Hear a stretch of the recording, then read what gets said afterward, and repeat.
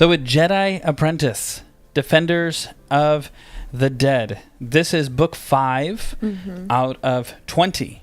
So there's the 18 main books, and then there's the 2 special edition. Jude Watson, she's just plugging away with these.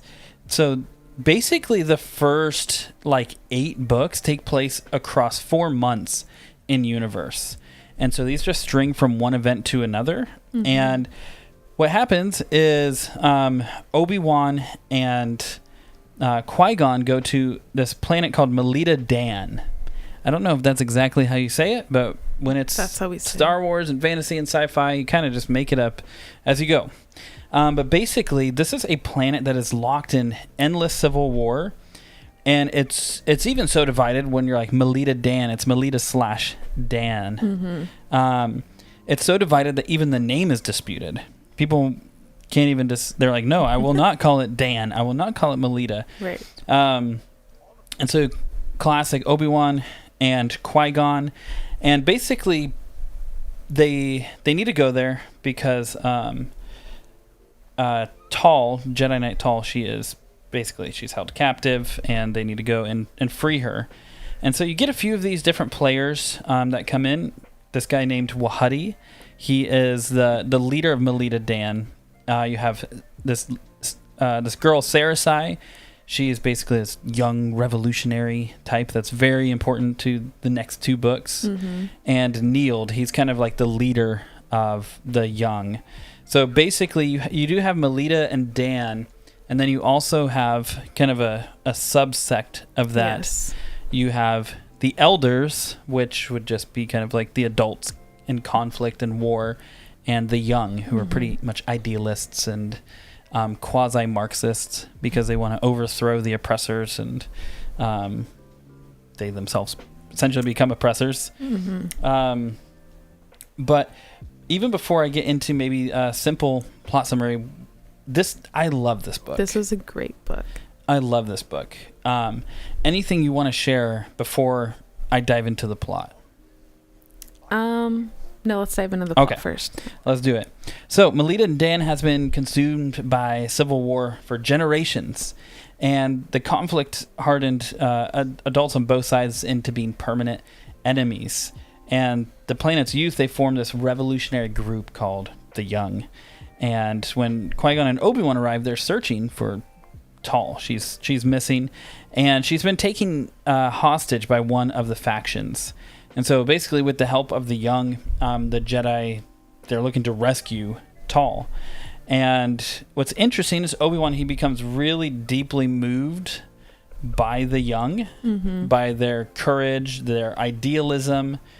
And essentially, at the end of the book, spoiler alert. Spoiler. I mean, if you haven't read these, you should. But Obi-Wan decides to leave the Order. He thinks that the Jedi Order is too passive, and he actually chooses to leave. What's interesting, though, is if you've watched The Phantom Menace, you know how it's going to turn out. Right. But you're like, how There's are they... still this tension, even as we're reading it. I was like, what's going to happen? So definitely the question is, how do you resolve it, right? That's like the $1 million question here. So he actually chooses to stay on Melida Daan and fight alongside the Young. There's a lot of really interesting things that are going on here in this book. But what we love to do is talk about the character themes. Real quick, even before that, I think this, I guess, kind of inner trilogy of within the Jedi Apprentice, these three on the Melida Daan kind of like trilogy.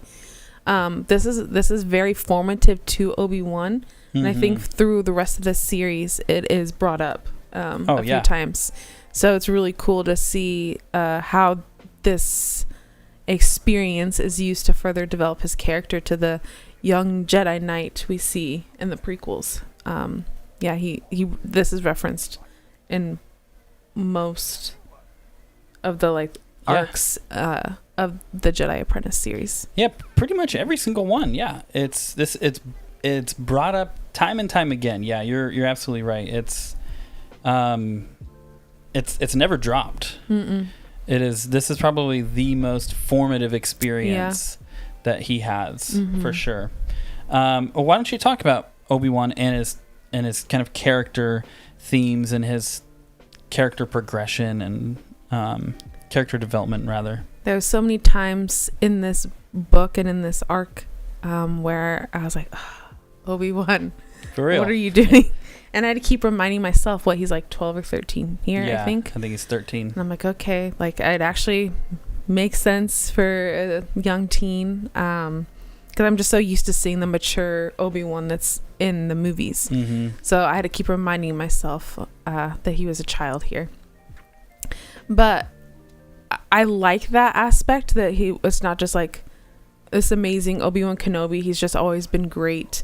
That there's this backstory and that there was a lot of character development to the man we see fight Darth Vader in episode 4 and sacrifice his life. Like a lot happened before and to get to that point. So I think I loved that story, and just then thinking as I'm reading it, knowing the prequels, knowing the original trilogy, and seeing how this has affected his character long term. But in this, we see that like Obi-Wan's very passionate. He's very like emotionally driven, and impulsive. That comes up a lot in these books. Yeah. His impulsivity. But honestly, it reminds me of, 20-year-olds and teenagers who, I've been there too. It's like, man, I got this figured out. I turned 20 and I know everything now. So like, that kind of like vibe. So it was very realistic, I think, because I see that so much where you think you're more further along than you actually are. And so it's cool to kind of see that in a book through a character that people love, and then see how that turned out for him, and then hopefully have a cautionary tale to maybe don't be so impulsive, maybe listen to wise counsel. But yeah, so he's unable to reconcile Jedi can you say that word for me? Neutrality. Yeah. There we go. With visible injustice. So he's just so caught up into this conflict and what's happening on Melida Daan, and he doesn't understand why Qui-Gon's not. Qui-Gon's caught up in making sure Tal lives and is okay, which I don't know. I'm not going to say what happens to her because I don't know if it's in this book. No. Okay. So yeah, he's trying to make sure she's good. But so then you kind of see this conflict between master and apprentice as well.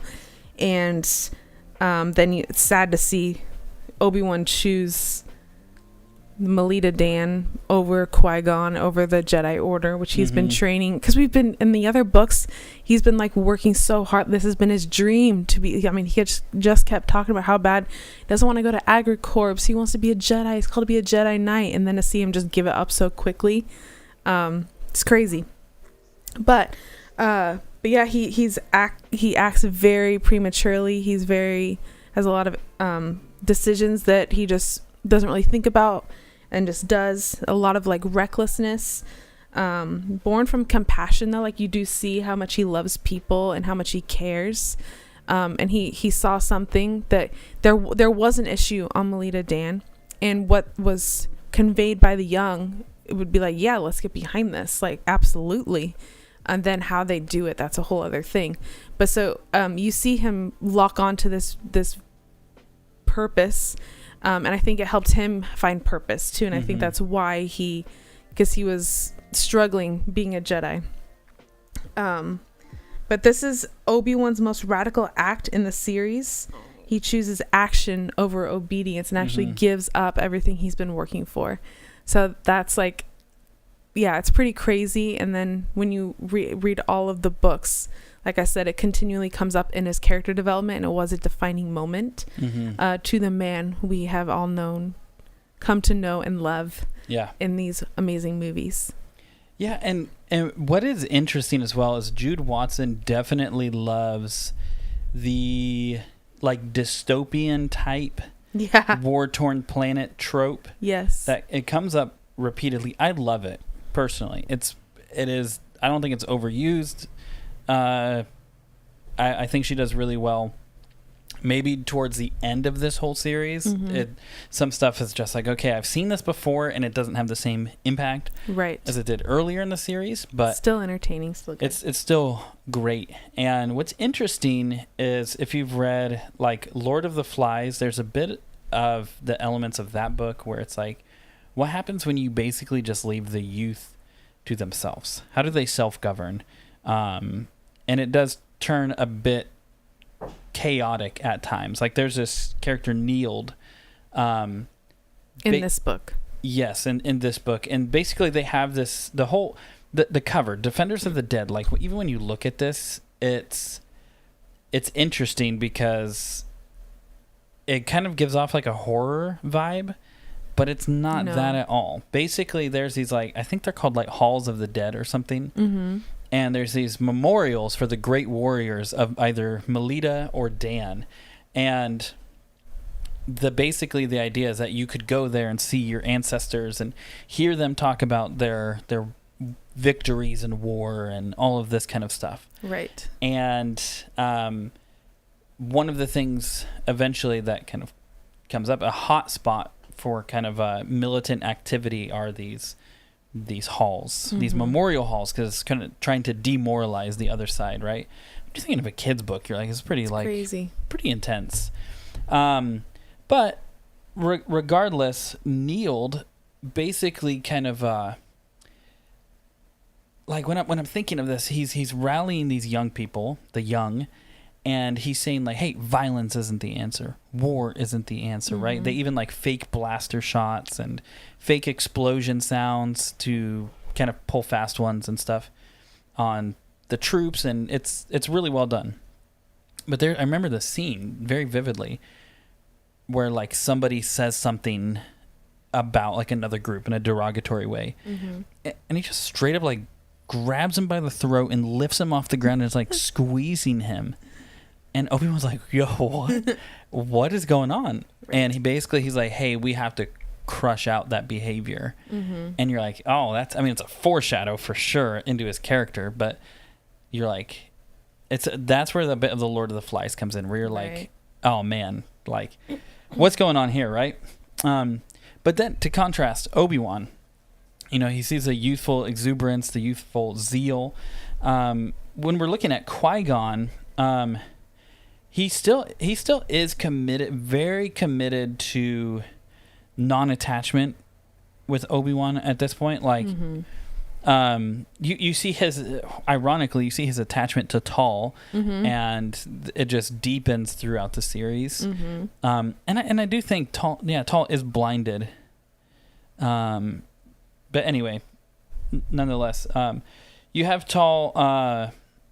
Yeah, she is blind. It's just we can't remember if it's this one or the next one where that's revealed. I feel like it is this one, because that's the whole thing. Yeah, because then he carries her to the ship, and at the end, that's where Obi-Wan makes the decision. They're with her, so they know. Yeah, and he's having Qui-Gon's having a hard time when they rescue Tal, because she's all basically all messed up, and they need to like. It just keeps talking about like her lovely face, her beautiful skin, these kind of things, and. So he's non-attached to Obi-Wan at that point, but then for Tal, he's like you find it out later, but it's like you see it coming a mile away. He's in love with Tal. Yes. Which then makes the tragedy of every kind of like secret romance after that, just much more tragic. Yes. But basically he refuses to kind of impose peace through the Force. He wants to see just something natural come about. He wants to see this resolution, and he wants to rescue Tal. And it is interesting that, he allows Obi-Wan to separate. And it's this crazy scene where Obi-Wan just straight up attacks him. And or he's about to. Yeah. I can't remember exactly how it was written, but because he wants to get the ship, because they need the ship. And or Qui-Gon's like, no, Tal, like we need to get Tal out of here, because their mission was to come to rescue Tal. Yeah, and Obi-Wan's always sneaking off with the young and like doing things, but they aren't demonized in a way where they're like corrupting him. At certain points, they're like, hey, like you've sacrificed a lot for us, They bring that up, which is interesting. But yeah, then he hands over his lightsaber and he's like, I'm going to stay here. And Qui-Gon's like, all right, see you later. Basically, and like leaves, and you're like, what the heck? Dang, how is this being fixed? And basically, Qui-Gon's wisdom here, it is very costly because you see that he values autonomy, and that he's like, I can't force him to grow. I can't force him to make the right decision. And so a 13-year-old decides to stay on a war-torn planet, right. It's kind of misunderstood because you're like, how could you do that? But it's like, he's the most he's one part of the most incredible warrior faction in the galaxy. So it's like, I don't know. That's like the way he has to learn. So with the young, essentially, they kind of represent. They don't represent it perfectly, but to Obi-Wan, they kind of represent like, hey, it's this hope that's uncorrupted, and peace. Yeah, and they think it's like, we can't just wait around. We have to fight for peace. This whole idea, and they basically are like, they have this righteous indignation where they're like, we need to act now, right?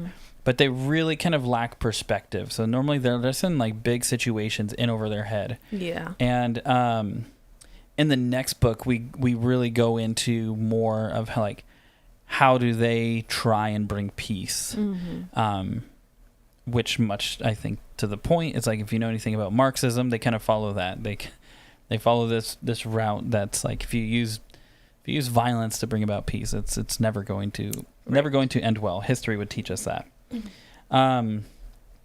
Yeah, so you get a lot of idealism versus wisdom in this book, action versus patience, the cost of neutrality. And what's even cool is, like you had said, it really showcases who Obi-Wan is in the prequels and in the original trilogy as a Force ghost, which is, really, really incredible. Any final words that you have for Defenders of the Dead? I think I loved all these books. We're on the special edition right now. Currently, we've read all the first one, the 18, right? And I love them all, but this was the first one where there was a huge shift where I got really invested. So this like really ignited like a hunger in me to like just bust through these books because I wanted to know what was going to happen next. So the four before were great, but this is where I really I was like, okay, you got me. This is one that is like up there for me. Like if we were to do a tier list of the Jedi Apprentice series, this is an S tier for me. This one was so good. Good. We should do a tier list. That would be cool. Once we finish them, we'll do a tier list. But that is Defenders of the Dead.